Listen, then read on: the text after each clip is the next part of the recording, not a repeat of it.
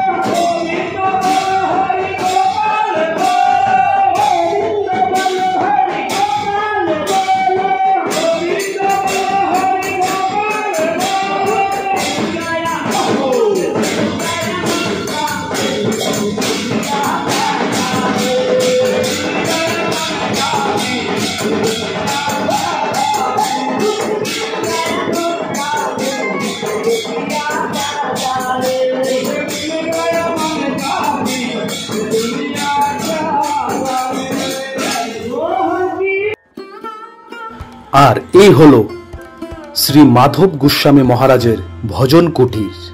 খুব দারুণ সাজানো হয়েছে এই ভজন কুটির। আর এই বছর ঝুলন যাত্রায় প্রচুর ভক্ত সমাগম হয়েছে এই জগন্নাথ জিউ মন্দিরে।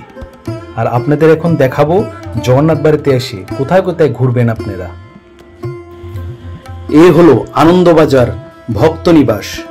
দূর দূরান্ত থেকে ভক্তরা আসলে এখানে থাকার এবং প্রসাদ নেওয়ার সুব্যবস্থা আছে। আপনারা যারা ত্রিপুরার বাইরে থেকে দেখছেন বা ত্রিপুরার সাউথ কিংবা নর্থের দিক থেকে দেখছেন, অনেকেই জগন্নাথ বাড়িতে এসে থাকতে চায় বা কম বাজেটে আগরতলায় এসে থাকতে চান, ওরা অবশ্যই জগন্নাথ বাড়িতে চলে আসবেন।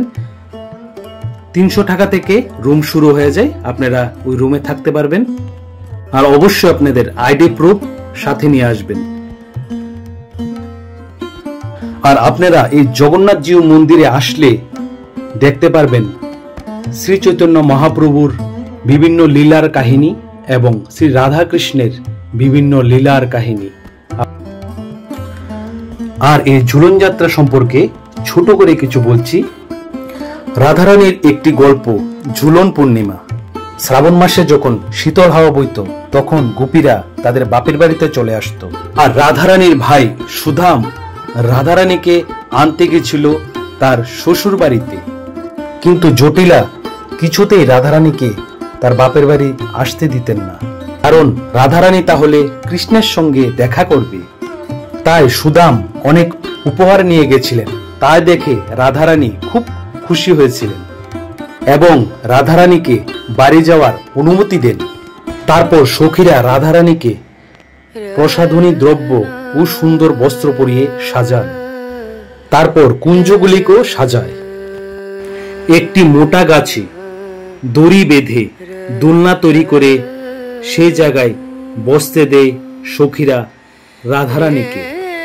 ললিতা, বিশাখা আরো অন্যান্য সখীরা সবাই মিলে গান গেয়ে বাজনা বাজিয়ে এই ঝুলন যাত্রা উৎসব পালন করে। সেখান থেকেই সূচনা হয় ঝুলন যাত্রা বা ঝুলন পূর্ণিমার। नजरिया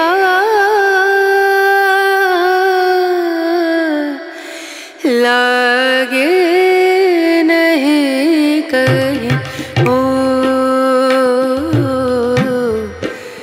नजरिया लागे नहीं कहीं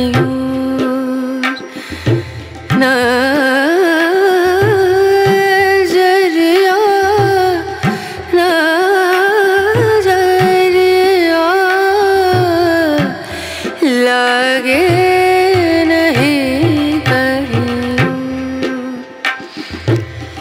लागे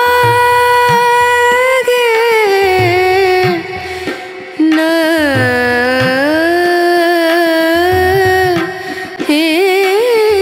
कहीं और नजरिया।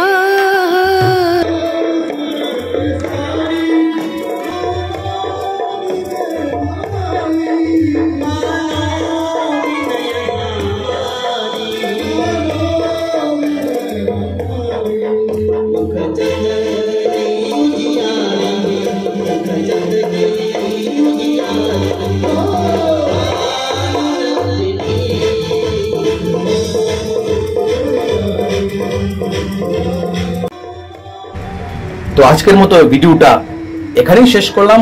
আপনারা অবশ্যই লাইক, কমেন্ট, শেয়ার করে জানাবেন ভিডিওটা কেমন লাগলো। সবাই ভালো থাকবেন। জয় শ্রীকৃষ্ণ, জয় শ্রী রাধা। দেখা হবে অন্য আরেকটা ভিডিওতে। আর যারা যারা আমার চ্যানেলে নতুন, অবশ্যই চ্যানেলটা সাবস্ক্রাইব করে লাইক করে দেবেন। ধন্যবাদ, সবাই ভালো থাকবেন। জয় শ্রীকৃষ্ণ, জয় রাধা।